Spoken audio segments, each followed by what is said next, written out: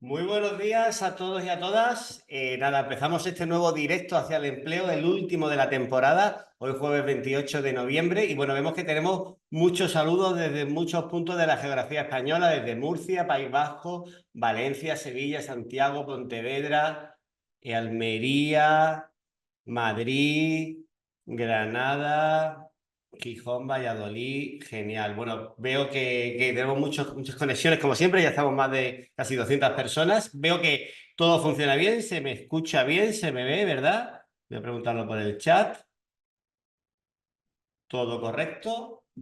Sí, todo bien, perfecto. Bueno, pues nada, como decía, ya arrancamos este último directo de la temporada. Gracias por acompañarnos allá donde arrancamos en octubre. Está ya la 10ª temporada de Directos hacia el Empleo y volveremos con una nueva temporada que sería la 11 temporada allá por marzo. Arrancaremos en marzo esta próxima temporada. Así que nada, hoy veníamos a tratar un tema que lo hemos cambiado en programación. Bueno, ya sabéis que esta temporada hemos tenido algunos ajustes en la programación y hoy veníamos a tratar un tema que siempre nos gusta tratar, que es la parte de información laboral, ¿no? En la búsqueda de empleo, en los directos intentamos tratar diferentes temas de herramientas para la búsqueda de empleo, como los procesos de selección, como el currículum, temas también de cómo nos cuidamos en la búsqueda de empleo. Tuvimos uno para la gestión de las emociones en esa búsqueda de empleo y también cuestiones de información laboral.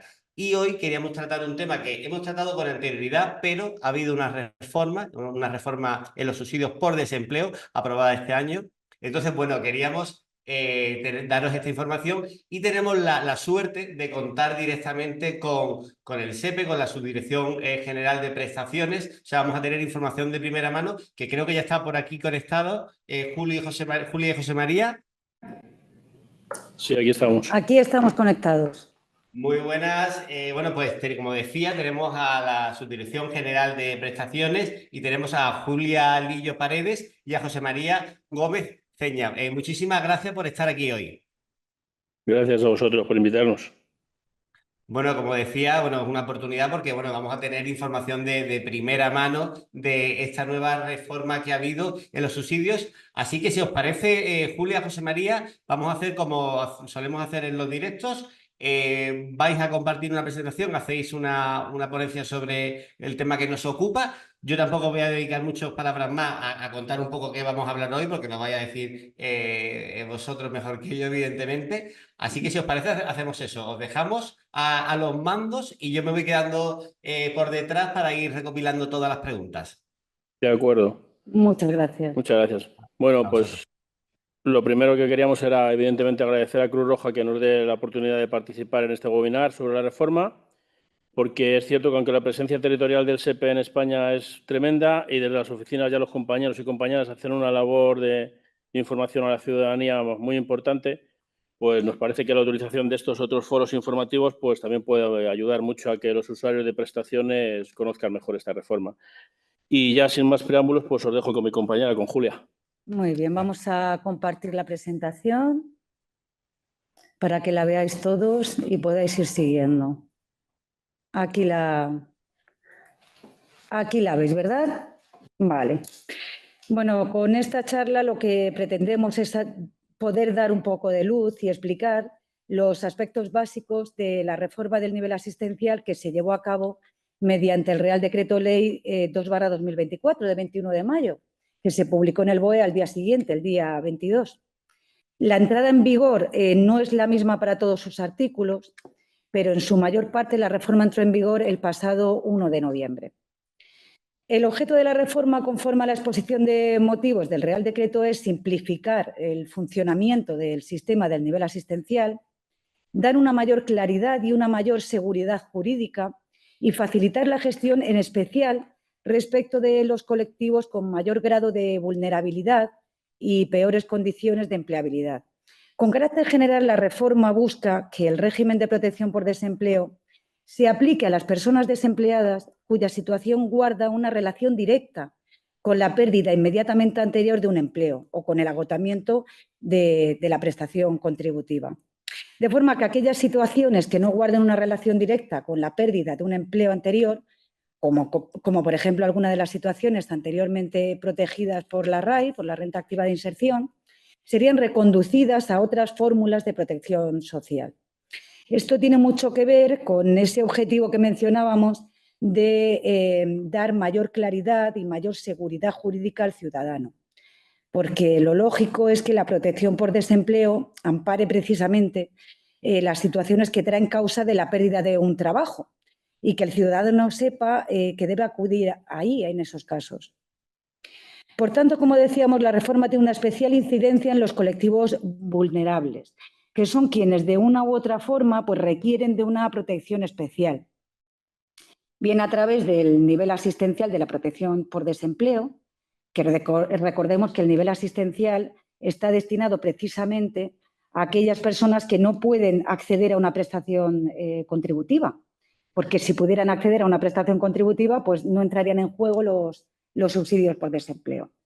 O bien a través de las diversas formas de protección que ofrece el Estado. Por ejemplo, el ingreso mínimo vital, que es una prestación que garantiza un mínimo de ingresos y cuyo objeto es prevenir el riesgo de pobreza y exclusión social de las personas que carecen de los recursos económicos para cubrir sus necesidades básicas. Por ello, en esta webinar pues, nos centraremos en explicar las principales modificaciones tras la reforma en el ámbito del nivel asistencial y después hablaremos de la incidencia de esta reforma en los colectivos vulnerables y de la situación en la que quedan ahora los colectivos anteriormente amparados por la RAI, dado que una de las previsiones de este Real Decreto Ley 2/2024, por el que se lleva a cabo la reforma, es la derogación de este programa. Bien, en cuanto a aspectos destacados de la reforma, os vamos a citar los siguientes. En primer lugar, se modifican los supuestos de acceso a subsidios por desempleo. El artículo 274 del texto refundido de la Ley General de la Seguridad Social, que bueno, deciros que ese texto refundido es como nuestra Biblia jurídica en materia de prestaciones, pues bien, ese artículo 274, que se refiere a aquellos que pueden ser beneficiarios de los subsidios por desempleo, ha sido notablemente modificado por la reforma. Su nueva redacción, que se aplica a los subsidios cuyo hecho causante tenga lugar a partir del 1 de noviembre de 2024, establece dos únicas causas de acceso al subsidio por desempleo: el agotamiento de la prestación contributiva y la acreditación de situación legal de desempleo con cotizaciones insuficientes para acceder a la prestación contributiva, siempre que al menos se hayan cotizado 90 días. Eso sí, la reforma amplía la cobertura del nivel asistencial en relación a estos subsidios. Por un lado, permite el acceso al subsidio a los menores de 45 años sin responsabilidades familiares, que antes no tenían acceso, siempre que hayan agotado una prestación contributiva de 360 días. Y por otro, permite el acceso a quienes acrediten periodos cotizados inferiores a 6 meses, aunque carezcan de responsabilidades familiares, siempre que hayan cotizado al menos 90 días. Antes, si no se acreditaban responsabilidades familiares, se exigía un mínimo de 6 meses. ¿Y qué ocurre con aquellos colectivos que se citaban en este artículo antes de la reforma? Pues o bien se ha modificado la forma de acceso a la prestación por desempleo en relación a los mismos, o bien han quedado fuera de la protección por desempleo de nivel asistencial, por no tener dichas situaciones una relación directa con la pérdida de un empleo anterior, por lo que tendrán que ser reconducidos, en su caso, a otras fórmulas de protección social.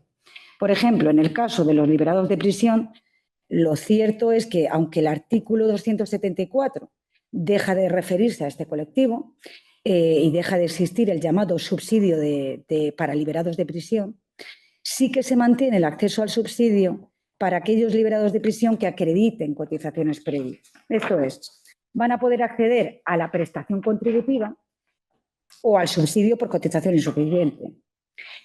En cuanto a los emigrantes retornados, la reforma les da un tratamiento diferenciado y regula un subsidio específico para este colectivo, por lo que siguen estando bajo el paraguas de la protección por desempleo. Bien, un segundo aspecto a destacar es que se simplifican y mejoran los requisitos de acceso y mantenimiento. Algunas de estas mejoras son las siguientes. Se suprime el plazo de espera de un mes desde la fecha del agotamiento de la prestación contributiva, lo que acelera el acceso al subsidio. El reconocimiento se hace ahora por periodos trimestrales, en base a una declaración responsable de ingresos que presenta el solicitante, con lo que se agiliza el trámite de reconocimiento. De forma que al resolver una solicitud de subsidio o una prórroga o una reanudación para determinar si el solicitante cumple con los requisitos de carencia de rentas o responsabilidades familiares, se va a considerar que las rentas o ingresos correspondientes al mes natural anterior al de la solicitud, tanto del solicitante como en su caso de los miembros de su unidad familiar, son los que se han indicado en la declaración responsable suscrita y presentada junto con la correspondiente solicitud. No obstante, con posterioridad, los datos que constan en dicha declaración responsable serán contrastados con los que figuren en las declaraciones tributarias. Y por esta razón, entre las obligaciones de los solicitantes y beneficiarios de prestaciones por desempleo, se ha incluido la de presentar la declaración del IRPF, porque si no, pues sería imposible la comprobación posterior. Bien, por otra parte, se amplía a 6 meses el plazo de solicitud desde la fecha del hecho causante. Por ejemplo, desde la fecha del agotamiento de la prestación, si es un subsidio por agotamiento, o desde la fecha de la situación legal de desempleo, si es un subsidio por cotización insuficiente. ¿Y cuándo nace el derecho a percibir el subsidio? Pues si se solicita en los 15 días siguientes al hecho causante, el derecho nacerá con efectos desde el día siguiente al hecho causante.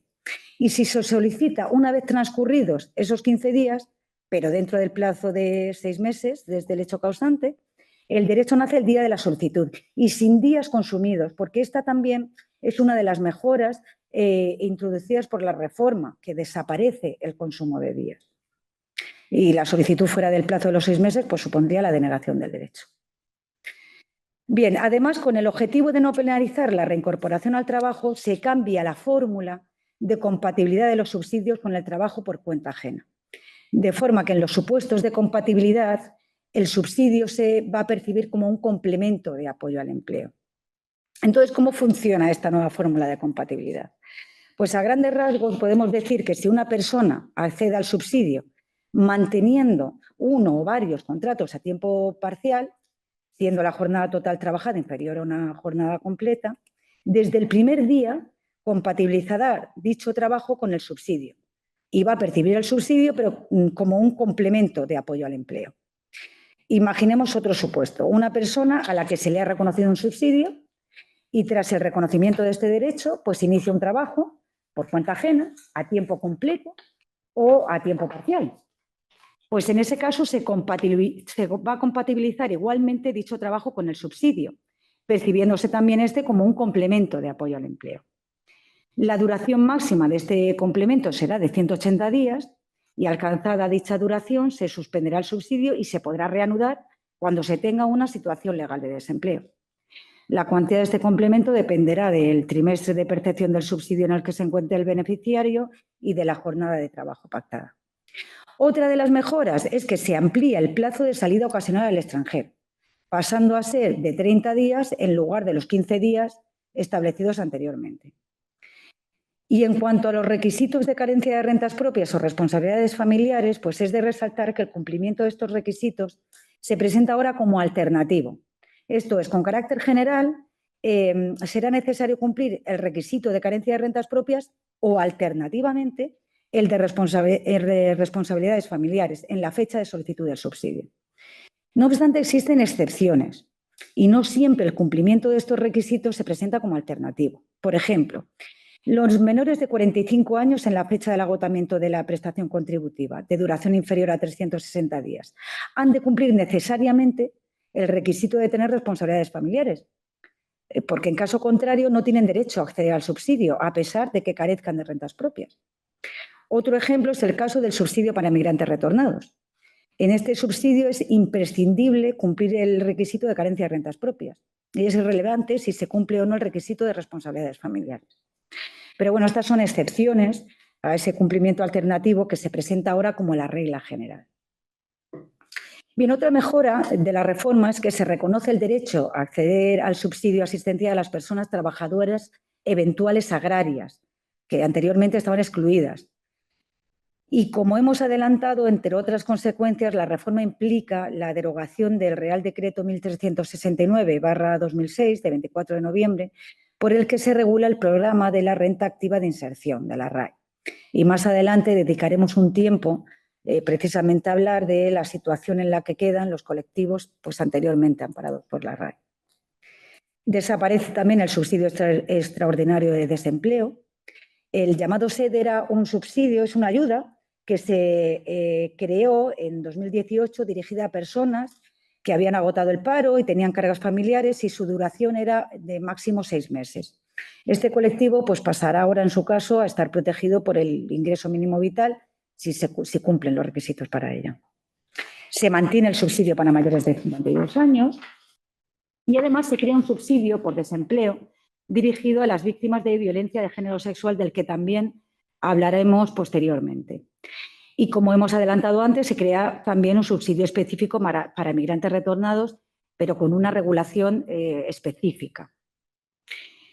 Y por último, mencionar también que la reforma del nivel asistencial ha creado una fórmula para la transición del subsidio por desempleo a la prestación del ingreso mínimo vital, dirigida a aquellas personas que agoten el periodo máximo de percepción de los subsidios por desempleo sin haberse reinsertado a una relación laboral y cumplan determinados requisitos. Y también posteriormente vamos a hablar de este procedimiento.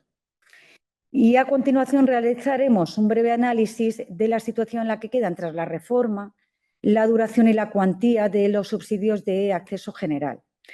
Y ya posteriormente nos centraremos en las consecuencias de la desaparición de la RAI para los colectivos protegidos por esta y sobre las fórmulas de protección a las que han sido reconocidos. Bien, en cuanto al subsidio por agotamiento, podrá ser beneficiario de este subsidio quien haya agotado una prestación contributiva por desempleo. En cuanto a la duración, pues la duración máxima del subsidio se determina en función de la edad de la persona solicitante en la fecha de agotamiento de la prestación por desempleo, la acreditación o no de responsabilidades familiares y la duración de la prestación por desempleo agotada. Como se puede ver en el cuadro que estamos compartiendo, si no se acreditan responsabilidades familiares, la duración máxima del subsidio será de 6 meses. Y si se acreditan, la duración máxima pues, va a oscilar entre los 24 y los 30 meses, dependiendo de la duración de la prestación por desempleo agotada. Además, como hemos dicho, la reforma crea un nuevo supuesto de acceso, que es el de los menores de 45 años, con una prestación contributiva agotada de 360 días o más y sin responsabilidades familiares. Y el subsidio, en este caso, podrá tener una duración de máximo 6 meses. En cuanto a la cuantía, tanto de este subsidio como del subsidio por cotización insuficiente, que comentaremos ahora, serán las siguientes. Durante los 180 días, los primeros 180 días será el 95% del IPREM, desde el día 181 hasta el 360 el 90% del IPREM y desde el día 361 el 80% del IPREM. Estos tramos se establecen en el artículo 278 del texto refundido de la Ley General de la Seguridad Social. Bien, en cuanto al subsidio por cotización insuficiente, podrán acceder a este subsidio quien acredite una situación legal de desempleo y haya cotizado al menos 90 días, pero no tenga cotizaciones suficientes para acceder a la prestación contributiva. La duración máxima del subsidio se determina en función del periodo de ocupación cotizada y de la acreditación o no de responsabilidades familiares. Y es importante señalar que la reforma ha mejorado las condiciones de acceso a este subsidio. Para periodos cotizados inferiores a 6 meses se ha eliminado el requisito de responsabilidades familiares. Es decir, antes de la reforma se podía cobrar el subsidio 3, 4 o 5 meses pues por haber trabajado entre 3, 4 o 5 meses respectivamente, pero solo si se tenían responsabilidades familiares. Y ahora ya es indiferente que se cumpla o no este requisito. Y en cuanto a la cuantía, pues como veis, la cuantía del subsidio es igual que la del subsidio por agotamiento, con los mismos tramos. Bien, vamos a centrarnos ahora en la situación de los colectivos que estaban amparados por la RAI, dado que, según hemos indicado antes, una de las consecuencias de la reforma pues es la derogación de este programa. La denominada renta activa de inserción, la RAI, fue configurada en su día como parte de la acción protectora por desempleo del régimen público de seguridad social, pero con un carácter diferenciado del nivel contributivo y asistencial, dado que su aplicación no guardaba una relación directa con la pérdida de un empleo. Estaba dirigida a los desempleados con especiales necesidades económicas y dificultad para encontrar un empleo que adquirieran el compromiso de realizar actuaciones favorecedoras de su inserción laboral. El artículo 2 del Real Decreto 1369/2006, regulador de la RAI, establecía qué colectivos podían ser beneficiarios de dicho programa. Ahora, con la derogación de la RAI, algunos de esos colectivos seguirán amparados por la protección por desempleo y otros han sido reconducidos a otras fórmulas de protección social. Y vamos a analizar cada uno de ellos. Bien, los primeros, los llamados parados de larga duración, esto es, trabajadores desempleados con edad comprendida entre los 45 y los 65 años que reunieran determinados requisitos, que eran la inscripción ininterrumpida como demandante de empleo durante 12 o más meses, haber extinguido la prestación por desempleo de nivel contributivo o el subsidio por desempleo de nivel asistencial y carecer de rentas superiores en cómputo mensual al 75% del salario mínimo interprofesional, excluida la parte proporcional de 2 pagas extraordinarias. Pues bien, este colectivo deja de estar protegido por la protección por desempleo. Podrán acudir a otras fórmulas de protección social, como por ejemplo el ingreso mínimo vital, si cumplen los requisitos de acceso a esta prestación. En segundo lugar, las personas con discapacidad, trabajadores menores de 65 años que acreditaran una minusvalía en grado igual o superior al 33% o tuvieran reconocida una incapacidad que supusiera una disminución en su capacidad laboral de ese porcentaje. Pues este colectivo queda en la misma situación que el colectivo anterior, por lo que también deja de estar protegido por la protección por desempleo. Los emigrantes retornados, es decir, trabajadores inmigrantes desempleados menores de 65 años que tras haber retornado del extranjero en los 12 meses anteriores a la solicitud hubieran trabajado como mínimo 6 meses en el extranjero desde su última salida de España y estuvieran inscritos como demandantes de empleo. En este caso, la reforma del nivel asistencial ha creado un subsidio específico para migrantes retornados, que además vamos a explicar más adelante, nos vamos a detener en esto.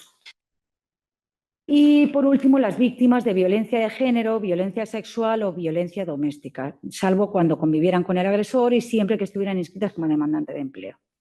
También en este caso se ha creado un subsidio que va a amparar a las víctimas de violencia de género sexual y a determinados supuestos de víctimas de violencia doméstica, en concreto la ejercida por padres o hijos. Y también haremos mención después a este subsidio. Y ahora os vamos a dar un breve apunte sobre el régimen transitorio tras la derogación de la RAI. Las personas que hasta el 31 de octubre de 2024 incluido hubieran solicitado, fueran beneficiarias o tuvieran suspendida una RAI, seguirán rigiéndose por la normativa anterior al Real Decreto Ley 2/2024 hasta la extinción del derecho actual. Y puesto que desde el día 1 de noviembre de 2024 queda derogado este Real Decreto 1369/2006, el regulador de la RAI, a partir de esa fecha ya no podrá solicitarse la incorporación a este programa, con independencia de las circunstancias de los solicitantes. Por ejemplo, si una persona tiene reconocido un derecho a la RAI desde el 1 de marzo de 2024 hasta el 30 de enero de 2025, pues lo percibirá hasta entonces conforme a la normativa anterior. Pero después de agotar su derecho en 2025 no podrá acceder a otros programas RAI, puesto que ese Real Decreto 1369/2006 ha sido derogado con efectos desde el 1 de noviembre de 2024. Y dependiendo del colectivo al que pertenezca y los requisitos que cumpla, pues podrá acceder a la protección por desempleo o a otras fórmulas de protección social. Bien, continuamos ahora con la transición al IMV. La reforma del nivel asistencial ha creado una fórmula para la transición del subsidio por desempleo a la prestación del ingreso mínimo vital. ¿Y a quién está dirigida? Pues a aquellas personas que agoten el periodo máximo de percepción del subsidio por desempleo sin haberse reinsertado en una relación laboral y que cumplan determinados requisitos. La finalidad de esta fórmula es eliminar cargas administrativas a quienes dejan de estar amparados por la protección por desempleo y se ven en la tesitura de tener que solicitar ante el INS la prestación del ingreso mínimo vital. Así, las personas que cumplan determinados requisitos pues podrán realizar la transición al IMV a través del SEPE. Aunque es importante destacar que, al igual que antes de la reforma, la solicitud del ingreso mínimo vital se podrá realizar siempre ante la entidad gestora del mismo, previa cita o por correo postal o directamente en la página del IMV que corresponda, que os hemos indicado en la presentación pues los diferentes enlaces directos. Bien, ¿y qué personas pueden utilizar esta nueva vía de transición al IMV a través del SEPE? Pues bien, aquellas en cuyo domicilio solo residen y están empadronados los familiares que se tuvieron en cuenta para el reconocimiento y el mantenimiento del subsidio por desempleo y además que a la fecha prevista para el agotamiento del subsidio sean mayores de 23 años. En consecuencia, no es posible la transición al ingreso mínimo vital mediante este procedimiento si la persona que ha solicitado un subsidio sin responsabilidades familiares está casada o tiene pareja o convive en el mismo domicilio con alguno de los progenitores. Y tampoco es posible si con el beneficiario del subsidio con responsabilidades familiares vive ahora un hijo mayor de 26 años o hermanos o cualquier persona que no se hubiera considerado para el reconocimiento del subsidio. En cuanto a la fórmula prevista, en resumen, sería la siguiente. Durante el trimestre previo al agotamiento del subsidio por desempleo, el SEPE remitirá una comunicación a la persona beneficiaria del subsidio informándole de la posibilidad de hacer la transición al IMV mediante este procedimiento. Si desea utilizar esta vía, pues la persona deberá acudir a su oficina de prestaciones antes de la fecha de agotamiento del subsidio pidiendo cita para el trámite transición al IMV. Y allí se le entregará una declaración responsable en la que otorgará su consentimiento y el de los integrantes de su familia para que el SEPE remita sus datos a la entidad gestora del IMV y en la que declara que cumple los requisitos exigidos para acceder a esa prestación. Si esta declaración responsable no ha sido correctamente cumplimentada, el SEPE comunicará al interesado que por esta causa no es posible su remisión a la entidad gestora del IMV y le informará que en todo caso puede solicitar dicha prestación ante la citada entidad gestora directamente. Si acude a la oficina y otorga el consentimiento y ha cumplimentado correctamente la declaración responsable, el SEPE remitirá a la entidad gestora de la prestación del IMV la información necesaria para la tramitación de esta prestación. Y la entidad gestora del IMV pues tramitará la prestación y en caso de reconocimiento del derecho al IMV, la fecha del hecho causante será la fecha del agotamiento del subsidio. Digamos que se facilita la gestión a las personas beneficiarias y se les permite acudir a la misma oficina del SEPE que ha gestionado su subsidio para que ésta facilite el tránsito al ingreso mínimo vital. Bien, y ahora nos vamos a centrar en dos subsidios, en el de migrantes retornados y en el subsidio para víctimas de violencia de género, sexual o ejercida por padres o hijos, que han sido objeto de una regulación diferenciada por la reforma. Bien, como hemos explicado al inicio de esta webinar, el artículo 274 establece quiénes pueden ser beneficiarios del subsidio. El artículo 274 de esta Biblia nuestra, del texto refundido de la Ley General de la Seguridad Social. Y en su redacción anterior, este artículo se refería, entre otros, a los liberados de prisión y a los emigrantes retornados. Pero tras la reforma, que se aplica a los subsidios cuyo hecho causante tenga lugar a partir del 1 de noviembre de 2024, se establecen en este artículo dos únicas causas de acceso al subsidio por desempleo: el agotamiento de la prestación contributiva y la acreditación de situación legal de desempleo con cotizaciones insuficientes para acceder a la prestación contributiva siempre que al menos se hayan cotizado 90 días. Pero aunque no se regule en este artículo y se le dé ahora un tratamiento diferenciado, la reforma añade una disposición adicional, 57ª, al texto refundido, por la que se regula el acceso al subsidio por desempleo de inmigrantes retornados. El hecho causante de este subsidio es precisamente el retorno a España para fijar su residencia de forma permanente, y esta disposición adicional se va a aplicar a quienes acrediten que el hecho causante ha tenido lugar el día 1 de noviembre de 2024 o con posterioridad, que es la fecha en la que entra en vigor el subsidio, y a quienes el día 1 de noviembre de 2024 se encuentren en el supuesto de acceso al mismo, pero no lo hayan podido solicitar anteriormente por no haber cumplido el mes de espera previo que antes se tenía que realizar, pero que a partir del 1 de noviembre de 2024 se ha eliminado.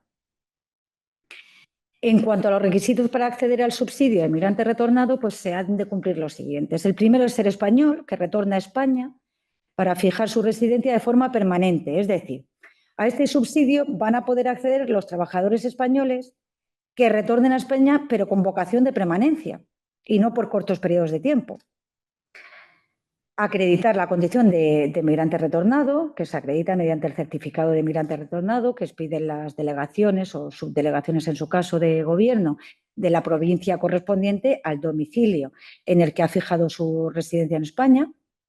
Estar desempleado, no haber obtenido prestaciones por desempleo en el país en el que trabajó. Esta es una circunstancia que se hace constar en el certificado de migrante retornado. No tener derecho a la prestación por desempleo de nivel contributivo en España, porque recordemos que según la configuración de la protección por desempleo en España, el nivel asistencial es complementario al contributivo. Estar inscrito como demandante de empleo, haber suscrito el acuerdo de actividad, haber retornado de países no pertenecientes al espacio económico europeo o con los que no exista convenio sobre protección por desempleo, porque el texto refundido de la Ley General de la Seguridad Social indica que los trabajadores que provengan de los países miembros del espacio económico europeo o de los países con los que exista convenio de protección por desempleo obtienen la prestación por desempleo en la forma prevista en las normas de la Unión Europea o en los convenios correspondientes, pero no accederían a este subsidio. Haber trabajado en dichos países como mínimo 12 meses en los últimos 6 años desde su última salida de España o desde la fecha de adquisición de la nacionalidad española, en el caso de hijos o nietos de migrantes españoles que van a fijar su residencia en España por primera vez, y carecer de rentas propias pues, en los términos que establece el artículo 275 del texto refundido. El requisito de carencia de rentas se entiende cumplido en la solicitud del alta inicial de un subsidio cuando las rentas de cualquier naturaleza de la persona solicitante o beneficiaria durante el mes natural anterior a la solicitud no superan el 75% del salario mínimo interprofesional, excluida la parte proporcional de 2 pagas extraordinarias. Bien, el plazo de solicitud de este subsidio es de 6 meses desde el hecho causante, es decir, desde la fecha de retorno a España para fijar su residencia permanente, y para solicitar el subsidio de migrante retornado no se exige haber permanecido previamente inscrito como demandante de empleo durante el plazo de 1 mes, sino que puede presentarse la solicitud inmediatamente tras el retorno a España para fijar la residencia o hacerlo dentro del plazo máximo de 6 meses desde esa fecha. Por lo tanto, la solicitud puede presentarse por el trabajador cuando le interese, siempre que lo haga dentro del plazo de los 6 meses siguientes al retorno a España. La cuantía de este subsidio se determinará también de acuerdo con lo previsto en el artículo 278 del texto refundido de la Ley General de la Seguridad Social, que son los mismos tramos que hemos visto antes, y la duración máxima del subsidio de migrante retornado será de 18 meses. Bien, y pasamos ahora al subsidio para víctimas de violencia de género o sexual o ejercida por padres o hijos. La reforma añade una disposición adicional 58ª al texto refundido de la Ley General de la Seguridad Social, por la que se crea un nuevo subsidio de desempleo dirigido a proteger a este colectivo. Estas víctimas podrán solicitar el nuevo subsidio previsto para ellas si obtienen una acreditación de haber sufrido dicha violencia a partir del 1 de noviembre de 2024. Y de acuerdo con lo previsto en esa disposición adicional, para acceder al subsidio regulado en la misma, pues se han de cumplir los siguientes requisitos. Estar totalmente desempleado o trabajando a tiempo parcial, no tener derecho a la prestación por desempleo de nivel contributivo, no haber sido beneficiarias de 3 derechos al programa de RAI. Y en este requisito nos vamos a detener un momento. Bien, a fin de resolver una solicitud de subsidio para víctimas de violencia de género, sexual o ejercida por padres o hijos, lo primero que se va a determinar es si la persona solicitante, además del resto de requisitos, cumple las condiciones exigidas para acceder al mismo en función del número de RAIs de las que haya sido beneficiaria previamente, por pertenecer a cualquiera de los colectivos protegidos por la misma. Los parados de larga duración, las víctimas de violencia, emigrantes retornados o personas con discapacidad. Y en su caso, del tiempo transcurrido desde que nació el primero de los derechos a la RAI. Es decir, como vemos en el cuadro, pueden acceder al subsidio quienes nunca hayan sido beneficiarias de la RAI, quienes hayan sido beneficiarias de 1 o 2 programas de RAI por pertenecer a cualquier colectivo de los que ésta amparaba, con independencia de la fecha en la que nació su primer derecho, y quienes hayan sido beneficiarias de 3 programas de RAI, aunque no se hubieran disfrutado por el periodo de duración máxima de la renta, estas solo podrán acceder al subsidio para víctimas de violencia en el caso de que desde que nació el primer derecho a la RAI, por pertenecer a cualquiera de los colectivos protegidos, hasta la fecha de la solicitud del subsidio, hayan transcurrido 3 o más años. Bien, el siguiente requisito es estar inscritas como demandante de empleo y haber suscrito el acuerdo de actividad, carecer de rentas propias y, en su caso, acreditar responsabilidades familiares, porque en este caso el requisito de carencia de rentas y el de responsabilidades familiares no se presentan como alternativos, sino que si la persona tiene familia, pues si tiene cónyuge, si tiene pareja de hecho, si tiene hijos menores de 26 años, necesariamente ha de cumplir el requisito de responsabilidades familiares, sin que sea suficiente con que acredite la carencia de rentas propias. Bueno, y por último, por supuesto, ser víctima de violencia de género, de violencia sexual o de la violencia ejercida por sus padres o por sus hijos, acreditándolo con alguna de las formas legalmente establecidas. Bien, la solicitud del subsidio debe presentarse dentro del plazo de los 6 meses siguientes a la fecha del hecho causante, es decir, aquella en la que consta esa acreditación de la condición de víctima, como hemos visto antes, y para solicitar el subsidio para víctimas de violencia de género tampoco se exige haber permanecido previamente inscritos como demandantes de empleo durante el plazo de 1 mes, sino que se puede presentar la solicitud inmediatamente después del hecho causante o hacerlo posteriormente, pero dentro del plazo, ese plazo de 6 meses desde dicha fecha. La cuantía de este subsidio se va a determinar igualmente de acuerdo con lo previsto en ese artículo 278, los mismos tramos. Y en cuanto a la duración, pues para determinar la duración de este subsidio se tendrán en cuenta el número de programas RAI de los que haya sido beneficiaria como víctima de violencia. Es decir, si nunca ha sido beneficiaria de RAI como víctima de violencia, aunque haya sido beneficiaria de 1, 2 o 3 programas RAI por pertenecer a cualquiera de los otros colectivos protegidos por la misma, la duración del subsidio será de 30 meses.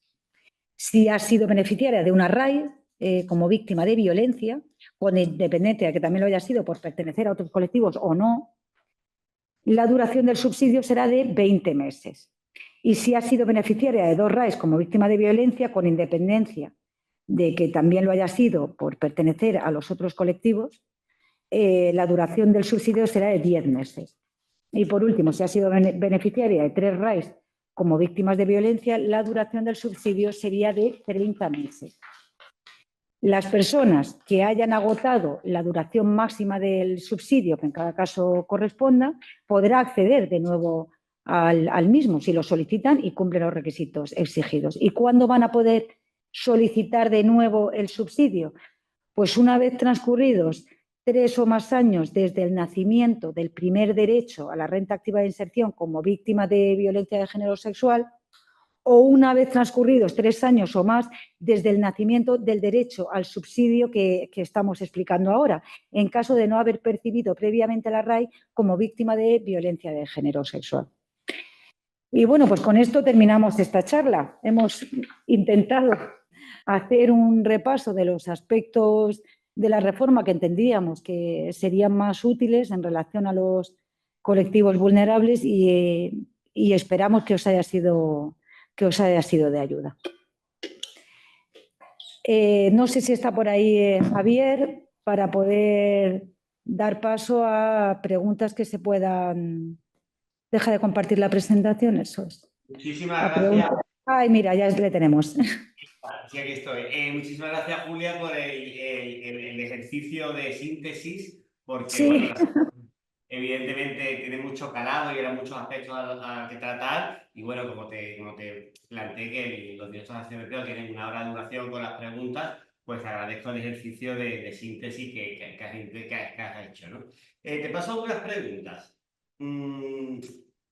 Nos preguntaban con el tema de la Unión Europea, nos hacían la pregunta si inmigrantes retornados podría contarse como personas que habían residido emigrado a países de la Unión Europea. Ya has aclarado que los que están en el espacio de la Unión Europea y donde hay convenio no estarían dentro de esta situación de migrantes retornados para el subsidio. Entonces, ¿es en función a qué sería? ¿A los convenios que decían que tienen convenios con esos países? Si estamos hablando del espacio de la Unión Europea, ¿sería una situación como de normalidad con respecto al resto de personas que residen en España? Sí, a ver, básicamente, como bien comentas, si es con el tema de los países que no son del espacio económico europeo o demás, está en función de los convenios, ¿de acuerdo?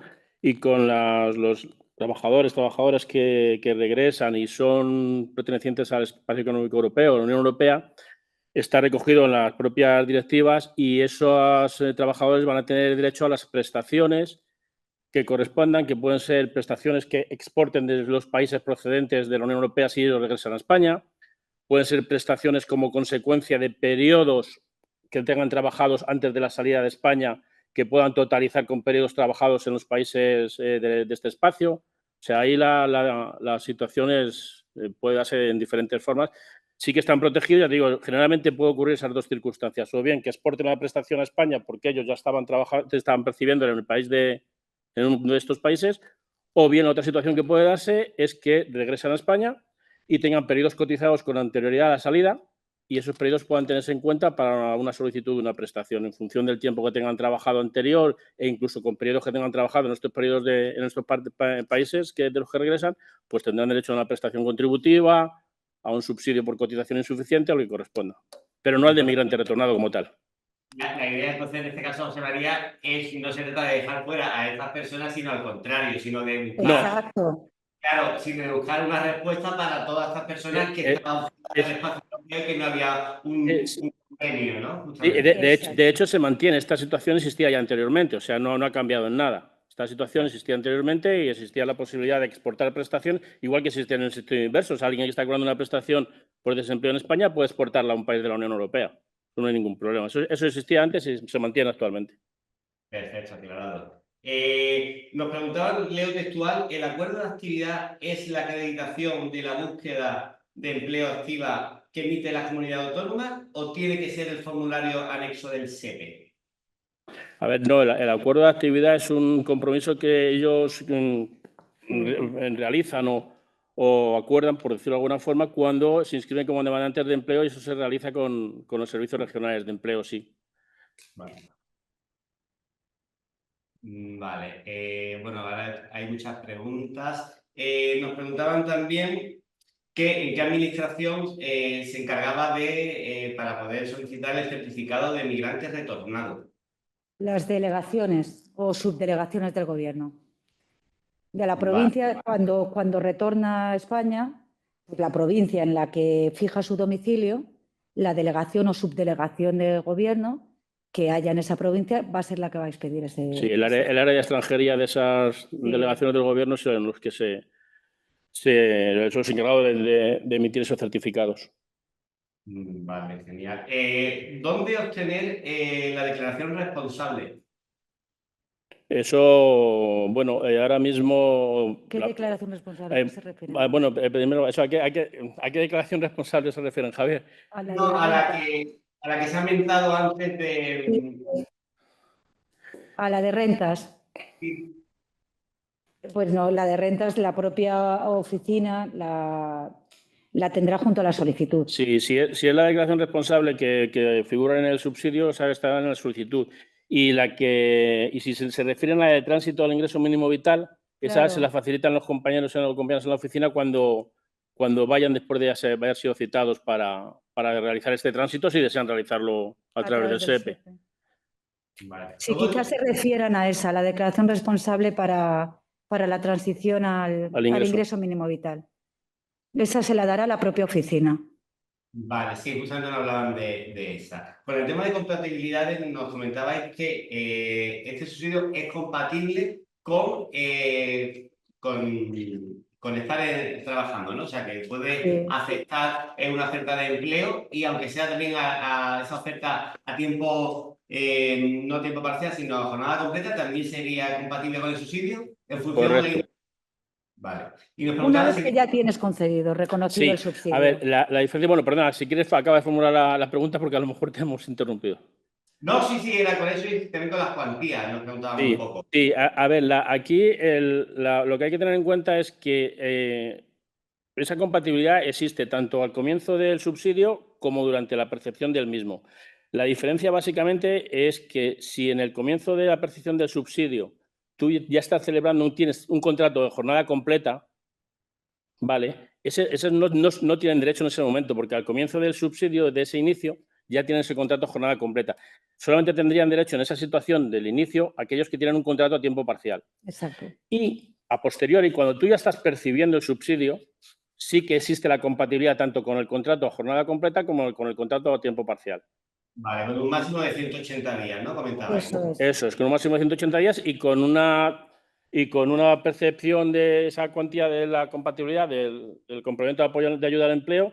Como bien decía Julia en la presentación, la cuantía de la misma varía en función del trimestre en el que te encuentres de percepción del subsidio y del tipo de contrato que realices o jornada que realices. O sea, está más bonificado, por decirlo de alguna forma, que la contratación sea lo más cercana al inicio del subsidio, ¿vale? Y cuanto más jornadas realices, también el porcentaje de percepción del subsidio que recibes también es mayor. Genial, perfecto, muchas gracias. Una duda que muchas preguntas se pueden mezclar con el tema de las prestaciones y los subsidios por desempleo, porque nos preguntaban, una persona autónoma que deja el régimen de autónoma, ¿podría solicitar el subsidio por desempleo? Entiendo que aquí lo que sería es, hablaríamos de la prestación por desempleo, no del subsidio. A ver, los trabajadores autónomos, es que es una pregunta muy genérica. Habría que ver si tiene cotizaciones anteriores, si estaba cobrando una prestación y la suspendió por el alta en autónomos. En principio, de pronto, ya sea grosso modo, alguien que cesa como trabajador autónomo, lo que puede hacer, partiendo de que ya digo que no tenga prestaciones anteriores, además, lo que tiene que acceder no es al subsidio, podrá acceder a la prestación por cese de actividad como trabajador autónomo. ¿Vale? Claro. Perfecto, aclarado. Si nos comentaban también una pregunta que tengo aquí a la hora de cómo se calculaba, nos comentaban que con la extinguida ya RAI, el subsidio era personal a la hora de cómo se valoraba, que no se valoraba la unidad de convivencia, a diferencia del ingreso mínimo vital. En este subsidio, lo que marca sería a nivel también personal o a nivel de unidad de convivencia a la hora de hacer el cálculo. El subsidio, ¿te refieres a qué subsidio nos referimos? ¿Al de violencia víctima? Es que cada subsidio actúa quiero decir, el subsidio por agotamiento de prestación contributiva o el subsidio por cotización insuficiente, el cálculo se hace de un modo, ¿de acuerdo? Y en el caso de, bueno, no el cálculo, sino las condiciones no son exactamente iguales a la hora de hacer los cálculos que con la renta activa. con el ente activo anterior. Ahora mismo los subsidios, el cálculo de la unidad familiar, la diferencia que hay con respecto al anterior es que en el anterior subsidio, el cálculo de la unidad familiar, el cálculo de los ingresos de la unidad familiar, no se tenían en cuenta no se tenían en cuenta, es que va a ser un poco difícil de explicarlo. A ver, la situación actual, el cálculo de las rentas de la unidad familiar ahora mismo, ¿de acuerdo? Se hace como se hacía con la renta activa anteriormente. Quiero decir, en la situación actual, los ingresos del solicitante o la solicitante, ¿de acuerdo? Independientemente de que esos ingresos superen o no el 75% del salario mínimo interprofesional, excluida la parte profesional de los pagas, con anterioridad, si tú, antes del subsidio de la situación actual, si esa situación ocurría, tú ya eras como solicitante, ya tenías esas rentas, ya no cumplías y no podrías tener acceso al subsidio. ¿De acuerdo? En la situación que hay ahora mismo, si tú no cumples con esa carencia de rentas, no vas a poder entrar por esa, pero sí que vas a poder entrar si tienes responsabilidades familiares. Es decir, anteriormente, en cuanto ya tú no cumplías, como solicitante, tú no cumplías con esa carencia de rentas, ya el subsidio no existía, estaba denegado. ¿De acuerdo? En la situación actual es que si tú no cumples por esa carencia de rentas, si cumples con el resto de la unidad familiar, ¿vale? Se van a dividir todos esos ingresos y si cumples con esa, ya vas a poder tener acceso. ¿De acuerdo? Esta es la misma fórmula que anteriormente se aplicaba con la RAI. O sea, anteriormente con la RAI teníamos las dos opciones. Con el subsidio se hacía de una forma, pero con la RAI se hacía de este modo. De esta forma, lo que conseguimos es que alguien, casos muy típicos que teníamos de personas que el solicitante pues tenía una pensión de viudedad, una situación de estas que realmente eran cuantías realmente muy exiguas y demás y no tenían acceso, pues ahora si en el resto de la unidad familiar no hay ingresos o unos ingresos determinados, se suman todos ellos y se dividen por el número de miembros. ¿De acuerdo? Perfecto, perfecto. Muchas gracias, José María, por la explicación. Hay una pregunta, porque nos están llegando ya también muchas preguntas de la casuística individual y no vamos a poder entrar ahí porque habría que estudiar cada caso con detenimiento, podríamos dar alguna información que no sea veraz, entonces no nos podemos, entenderme, pillarnos los dedos con información que no fuese cierta. Entonces, bueno, vamos a hacer preguntas más generales. ¿Habría algún sitio donde pueden acudir estas personas que lo están escribiendo para hacer consultas sobre su caso específico? A ver, en todas las direcciones provinciales existe un servicio de atención telefónico, ¿vale? Y ahí en la página web del eso SEPE por un lado, y luego, como bien dice Julia, en la página web del SEPE también existen unas preguntas frecuentes, o sea, unas fax, existe también una información general donde más o menos está todo esto recogido y luego, lógicamente, pues ya digo que en los servicios de atención telefónica y los compañeros y compañeras de las propias oficinas también están para informar de todo esto. ¿Pueden encontrar a través de la página de web dónde están ubicadas esas oficinas territoriales? Sí. Vale. Bueno, pues ahí en la recomendación también prioritaria. Perdona, igual digo algo muy obvio y a alguien le resulta. Tener en cuenta que en la red de oficinas del Servicio Público de Empleo están generalmente compuestas por dos organismos. Por un lado están los servicios regionales de empleo, los servicios autonómicos, y por otro lado están los servicios públicos de empleo del Ministerio. Los nuestros son los que gestionan las prestaciones. ¿De acuerdo? Que bueno, es algo muy obvio, pero... Declaración, José María, porque al fin y al cabo luego es verdad que algunas cosas son de la comunidad, otras veces son cuestiones estatales. Eso es. Y no quepa duda que es interesante hacer esas aclaraciones para ver por dónde van una y otra. O sea, cuando hablamos del SEPE, hablamos del Servicio Público de Empleo Estatal y eso es importante, esa distinción. Van a ser nuestros compañeros y compañeros los que les pueden informar de estas prestaciones.